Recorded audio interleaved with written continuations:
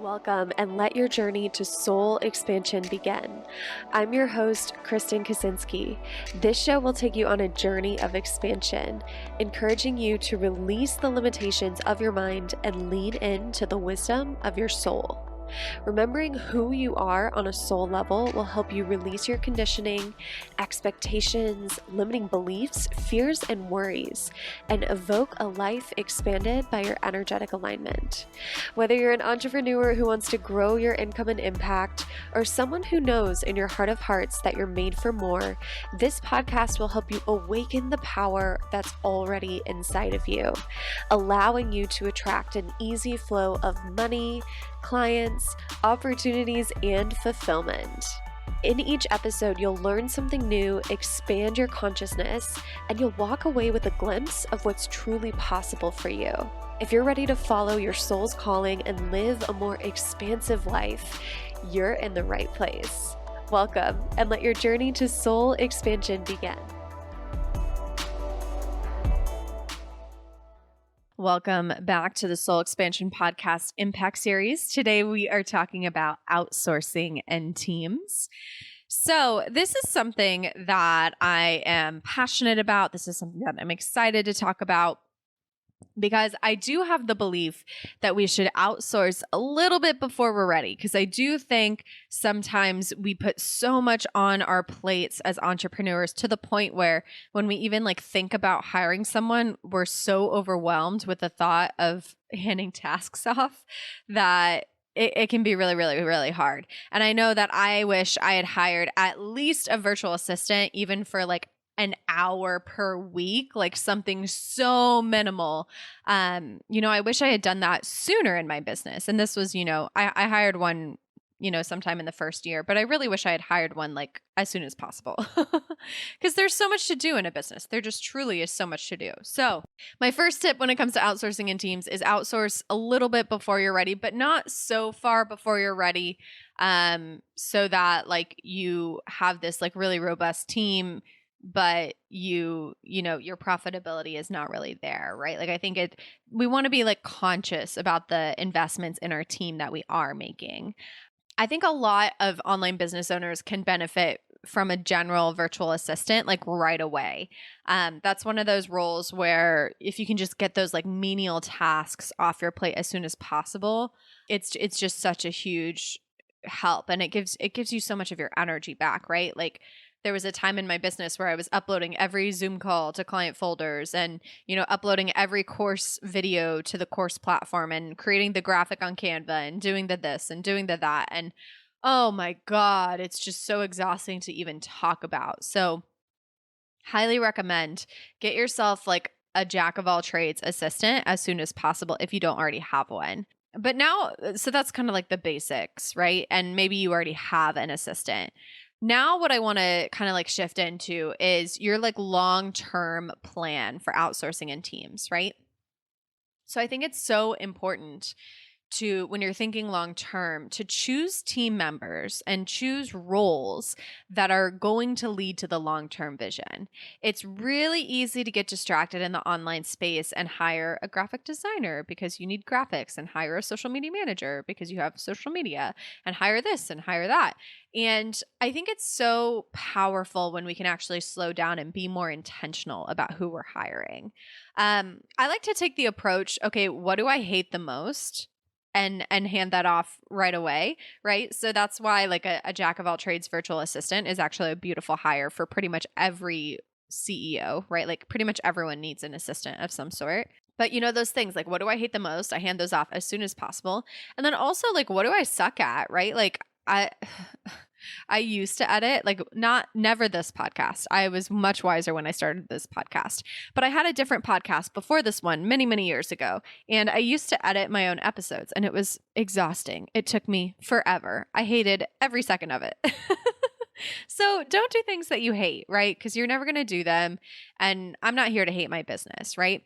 So we want to be looking for things that we suck at, things that we hate, things we don't want to do anymore, and outsource those as soon as possible, definitely before we're ready. And then beyond that, right? As your space starts to open up, now you want to look at, okay, what is the bigger vision that we're working towards? What are the roles where I really need like powerhouse people to bring the bigger vision to life? A beautiful example for me is this podcast.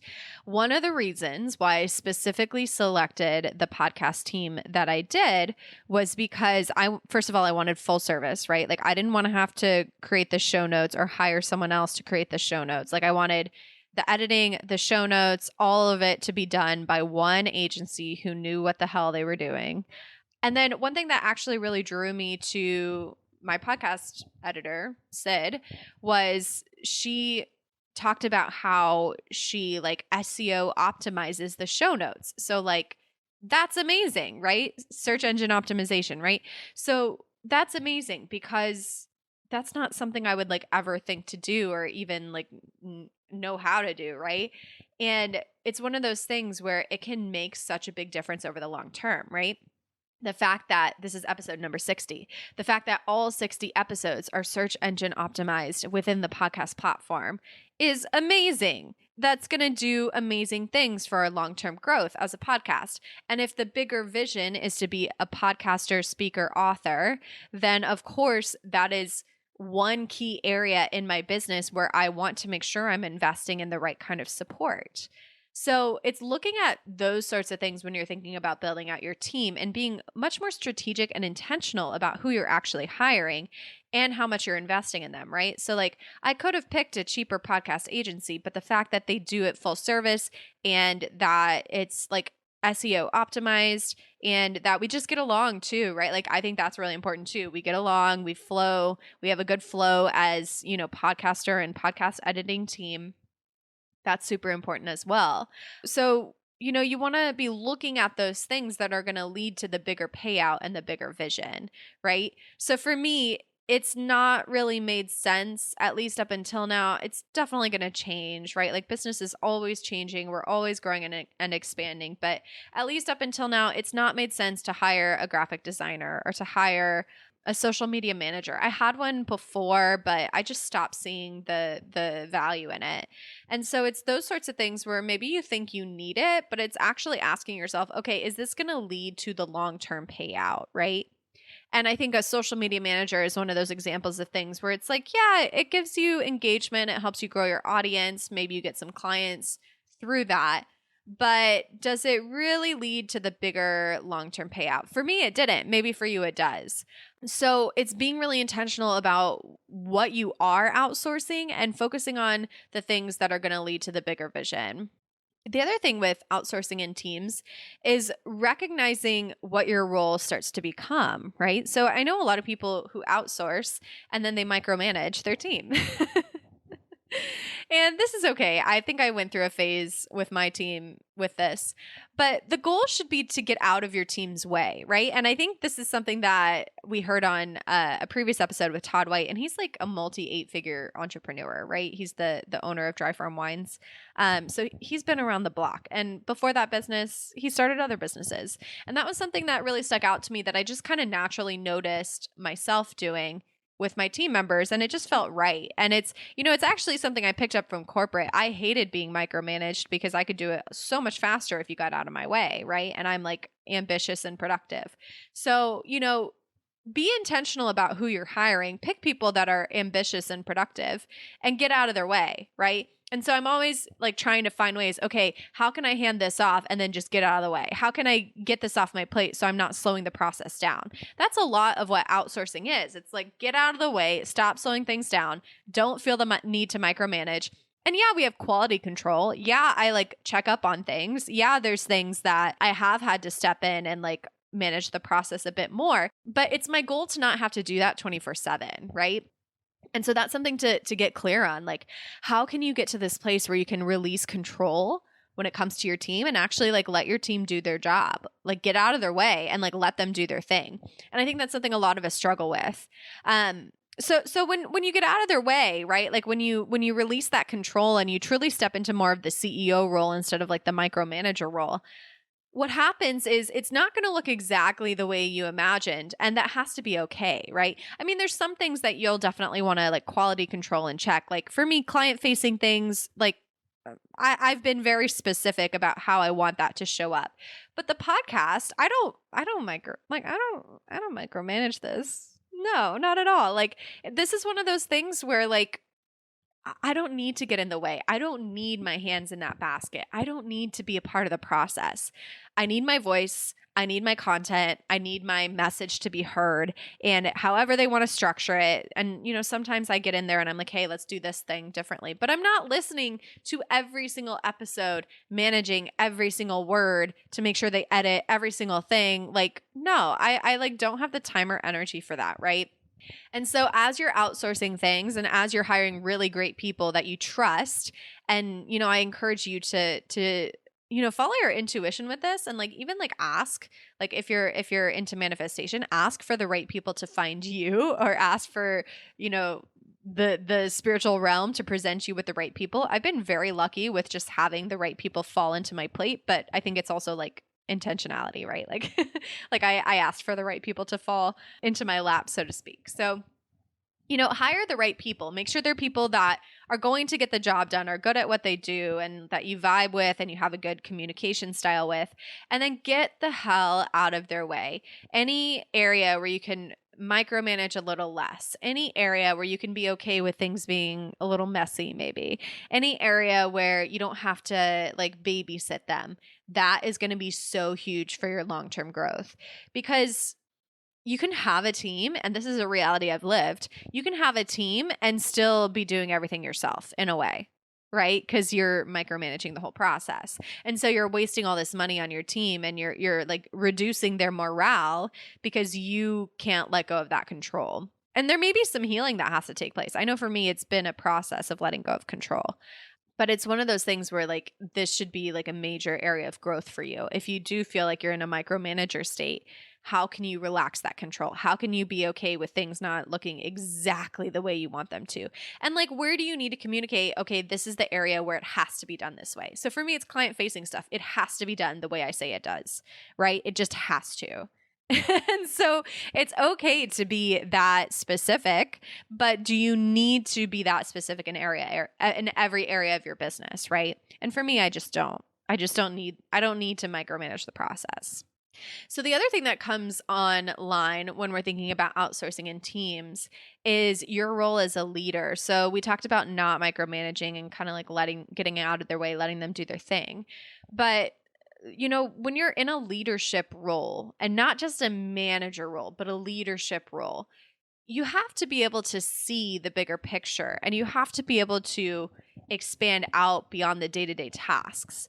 And handing off the tasks is one thing, but you also want to start stepping into the role of like, okay, where am I moving this ship, right? Like, where is this ship, aka your business, actually going?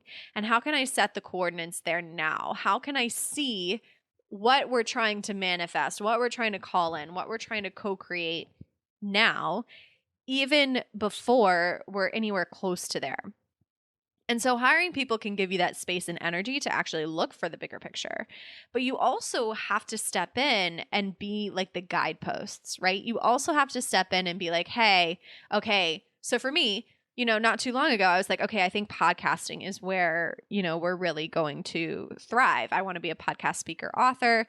2 to 3 years from now, I want to get out of just doing coaching. I want to be bigger. I want to be on stages. I want to have a bigger impact. Okay, so that was clue number one to me. Okay, we need to do 2 episodes per week. And actually, I think we're going to move to 5 episodes per week pretty soon. So get excited. You're going to hear me every day, Monday through Friday, pretty soon. So, you still have to be the guidepost. You have to be able to see 10 steps ahead. And then you have to put the things in place for your team to get there, right? So like at the time I'm recording this, I decided 3 or 4 months ago, oh no, we need to do at least 2 episodes per week. Like we just have to.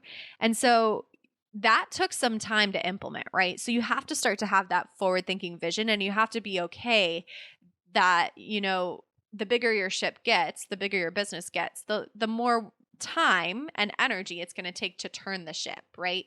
It's not going to be able to turn right away. It's not going to be able to shift really quick, right? We have kind of like the quick and dirty phase in our business where things are happening quickly. We're launching things right off the bat. we're telling our team to do this, this, and that, and it's happening really fast. But when it's getting bigger and bigger and you're expanding your structures and you have more people and your team is larger and there's systems already in place and everyone's happy with the systems, you want to make sure that you're having enough foresight to put things in place long enough in advance to where everyone can gear up and get on board. And, I mentioned we're going to move to doing 5 episodes per week. So at the time that you're listening to this, let's see, this is going to be released on May 31st. So probably by the end of this upcoming month, June, by the end of June, you'll start to see 5 episodes per week. But I decided that back in like early April. Right. So, there's this element of foresight that has to come through so that your team can put the things in place on their end to catch up. And then finally, it's as we're thinking of this leadership role, it's becoming this like loving guide, right? So your team's going to fuck up. Your team's going to do things wrong. Your team's going to do things that you would have done differently. And how it really comes down to like, how do you manage your team in such a way that they want to stick around and they want to, put their heart and soul into your business over the long term.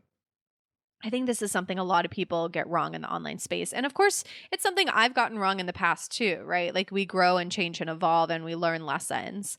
But how do you show up for your people as if they're like your family, right? That's something I've like really been thinking on as we've been growing the business. How can I be this loving guide? How can I be this energy that makes people want to stick around in my business? Because retention with employees can be really low, right? And so how do we keep people around for longer? Because I know even in my quote unquote small business that only has 2 major team members, if I lose a team member, it's a big fucking headache. If I have to transition something in the business to someone else, it's a big fucking headache on my end. And so what I want to do to make sure I don't have to do that every fucking 6 months or every fucking year is number 1, I want to make sure I get the right person to begin with. I want to pay them well so they feel valued.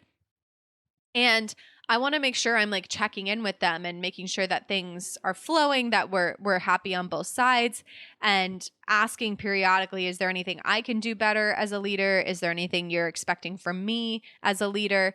And then also when things are not done to my standards, finding a loving way to communicate that it needs to be done in a different way. And again, this is something I've definitely like grown through. I didn't always get this right, but it's something I'm really prioritizing now. Like, how can I communicate, hey, it needs to be done this way, from a heart-centered energy instead of like a you fucked up my business type of energy, right? So those are my thoughts on outsourcing and teams. I hope you're loving this series. Please share this series with your entrepreneur friends. Again, I think this is stuff that is not really covered in a lot of the free content in the online space. So I think it's really powerful to share this information because, the online coaching industry, I think, is maturing, right? There's always the newer people coming online, but there's people that have been around for a couple years and are wanting to grow into the next level and are wanting to think about some of these, more higher level CEO concepts. And there's just not a lot of education out there because a lot of people are so focused on the beginners, right? And I think that's great, but we got people who have been around the block who want some info too. So that's what I'm aiming to do with this series. Share it with a friend, subscribe, do all the things. Next episode, we're going to talk about navigating conflict. And we're going to talk about it both from the lens of like team conflict and also like client conflict and audience conflict. So 3 lenses on navigating conflict. So make sure you tune into that episode. Talk soon. Love you. Expansion Mastermind is my favorite container ever. It is my favorite container to facilitate. I absolutely love the transformations that the women inside experience. It is one of my most transformational containers other than one-on-one coaching. And it is a container in which you get one-on-one access to me. You get monthly one-on-one calls, direct access to me in a messenger app called Voxer. in case you can't tell, I do love the deeper inner work, and I do love being able to help women shift from doing to receive, or like the hustle mentality in business, to receiving just to receive, receiving just because you exist, receiving just because you're worthy of receiving money from your energy and not from, the exhausting launch strategies or whatever other bullshit you've been putting yourself through to build your business. So to answer your questions, yes, it's 100% possible to manifest clients and money in business. Yes, it's 100% possible for this to be your main strategy when it comes to growing your income. And yes, your life will change if you're willing to do the deeper inner work that we do in Expansion Mastermind to be able to embody and stabilize this and make it more consistent for you. So this mastermind is high touch. It's capped at 10 women. At the time I'm recording this, I don't know how many spots will be available because we are doing a pre-sale for this launch. But right now there is at least one spot available, I'm sure, if you're wanting to apply to join us. We have shifted this container to have specific enrollment periods. So at the time that you're listening to this, we are open for enrollment now, but we will not be open for enrollment for very much longer. And we won't open up enrollment again until the end of 2022. So this is your chance to get in now before we close enrollment for the rest of the year until the end of the year. And it is a 6-month minimum commitment. So if you join for 6 months, you get to come to our in-person retreat in Miami, and that's going to be in late September, early October. We will finalize the dates. They probably are already finalized by the time you're listening to this. But we would love to have you. This program includes private healing calls with a small mastermind group. It includes hot seat coaching calls with a maximum of 5 people per call. It includes, intimate access to me in Voxer. It includes one-on-one calls with me. It includes all sorts of amazing support and access to all of my programs, courses, memberships, everything while you are under contract. So it is my most high-touch container other than one-on-one coaching, and it's designed for female entrepreneurs who are making at least 6 figures and are ready to grow, expand, and quantum leap, all the things. So obviously I'm obsessed with this container. I love it. I hope you will feel called to join us, and if you are, you can do so by going to KristenKaczynski.com/expansion. Or you can just send me a DM on Instagram and we can chat more. I'm at Kristen Kaczynski.